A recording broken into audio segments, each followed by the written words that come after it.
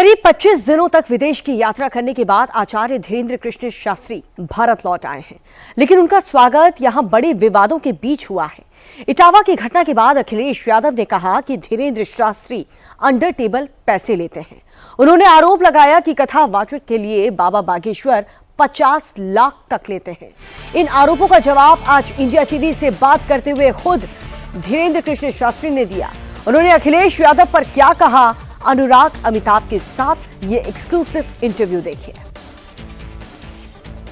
उत्तर प्रदेश के इटावा में कथावाचकों के साथ बदसलूकी के चलते पूरे देश पे रोष और सियासत भी इस पर शर्म हो रही है। और हमारे साथ बात करने के लिए इस वक्त बागेश्वर धाम के पीठाधीश्वर पंडित धीरेन्द्र कृष्ण शास्त्री भी मौजूद है। सर, जिस देश में रैदास की, सूरदास की और कबीरदास की प्रभु गुण गाने की परंपरा है, वहां पर जब इस तरीके का इटावा में व्यवहार देखते हैं तो मन में सबसे पहले क्या भाव उत्पन्न होते हैं, क्योंकि आप भी वही ईश चरणों की बात करते हैं। देखो, हमारी सनातनी परंपरा बहुत व्यापक परंपरा है, इतनी संकुचित परंपरा नहीं है, परंतु कुछ लोगों के द्वारा जो घी डालने का कार्य किया जा रहा, उससे भारत में विद्रोह उत्पन्न हो रहा। जातिवाद के नाम पर, क्षेत्रवाद के नाम पर, भाषावाद के नाम पर भारत की स्थिति बहुत विचित्र हो रही है। भारत को यदि भव्य बनाना है, भारत को समृद्ध बनाना है, भारत को विकसित राष्ट्र में खड़ा करना है, भारत को अमेरिका और ऑस्ट्रेलिया जैसा संपन्न बनाना है, सैन्य शक्ति के साथ साथ भारत को अर्थ संपन्न शक्ति बनाना है, तो हमको कास्टवाद, हमको भाषावाद, हमको क्षेत्रवाद से ऊपर उठकर राष्ट्रवाद पर प्रत्येक भारतीय को कार्य करना पड़ेगा। यदि हम संकुचित मानसिकता को दर्शाएंगे तो हमें नहीं लगता है कि हमारा भारत कभी भव्य हो पाएगा। तो आपको लगता है ये हिंदुओं की बांटने की तैयारी, आप बोलते भी हैं कि हिंदुओं को बांटे, क्या इसके पीछे उद्देश्य है आपको लगता है? प्रायोजित चीजें हैं और इसमें कुछ लोग अपनी राजनीतिक स्थितियां ठीक करने के लिए, अद्भुत बात यह है और सबसे विचित्र बात इस देश की यही है कि समर्थक को लाभ हो या ना हो, पर जातिवाद से जातिवाद के नेताओं को लाभ जरूर हो। आप 25 दिन तक रहे विदेश में, सनातन की बात करते हैं, यहाँ पर तो राष्ट्रधर्म का झंडा और हिंदू राष्ट्र की बात करते हैं। विदेश में आपको क्या दिखाई दिया? वहाँ पे भी आपको लगता है कि जाति की यही वैमनस्यता की भावना क्या है? थोड़ा विस्तार से बताइएगा। इसीलिए वो विदेश हैं, इसीलिए वो संपन्न है। ऑस्ट्रेलिया, न्यूजीलैंड, ये जो देश हैं इसलिए ये संपन्न है क्योंकि ये जातियों में नहीं बटे, ये भेद से ऊपर उठे, इसलिए ये सिर्फ राष्ट्रीयता पर भरोसा करते हैं। इसलिए उस देश के डेवलपमेंट, वहाँ की इकोनॉमी, वहाँ का कल्चर, वहाँ की व्यवस्था, वहाँ का नेचर, वहाँ लोगों का अनुशासन में रहना, ये सब जो हो पाया वो इन्हीं कारण से हो पाया कि वहाँ के नेताओं को ये छूट नहीं है कि आप जातिवाद फैलाओ या भेदवाद फैलाओ। महाराज, लगातार कई आप आरोप भी लगा देते हैं, बात भी करते हैं, आप तमाम तरीके के काम करते हैं, मन में क्या भाव उत्पन्न होता है? क्योंकि मैं कन्या विवाह का देखता हूँ, वो भी है, या कैंसर विवाह के जीवन है। देखिए, जिसको जो कहना है वो कहेंगे।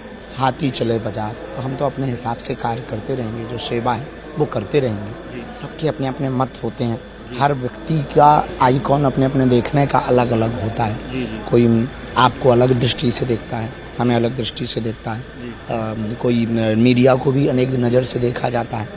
उसी प्रकार गुरुओं को भी हम अपनी परंपरा का पालन कर रहे हैं, सनातन परंपरा का प्रचार कर रहे हैं, हिंदुओं के लिए जी रहे हैं, हिंदुओं के लिए जिएंगे, हिंदुओं के लिए मरेंगे।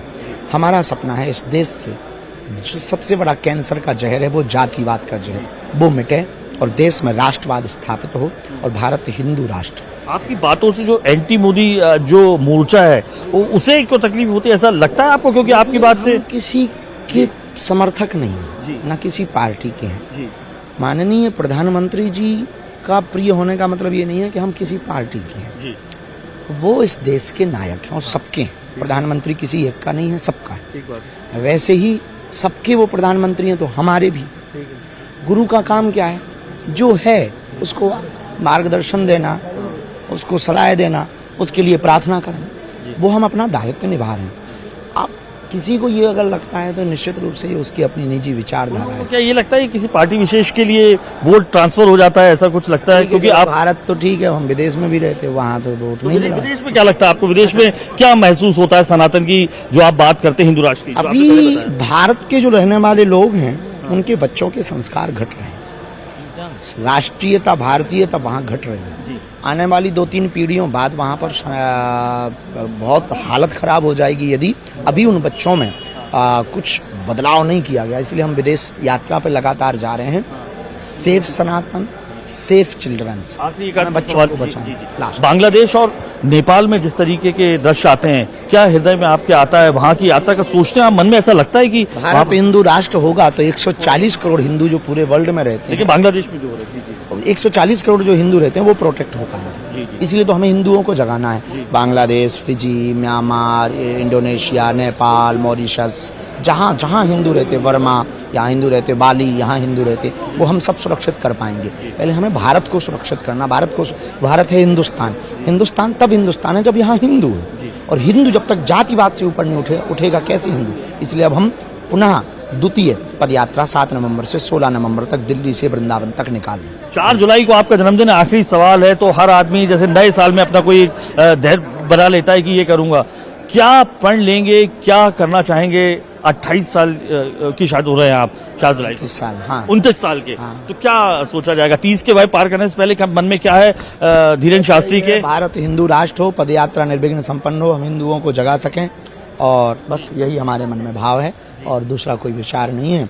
और इस बार हमने कहा है कि हमको गिफ्ट नहीं चाहिए, हमें जन्म दिवस पर बागे जिनको भी मन में भाव हो, गिफ्ट की वजह देश में जगह जगह हॉस्पिटल बन सकें, इसलिए सबका साथ चाहिए, हिंदू राष्ट्र चाहिए। तो हमें हिंदुओं होने के लिए सबसे भिक्षा मांगनी है कि आप अपने बच्चों को हिंदुत्व की संस्कृति को भरो, अपने हिंदुओं के संस्कारों को भरो, बच्चों को कट्टर हिंदू बनाओ। धन्यवाद।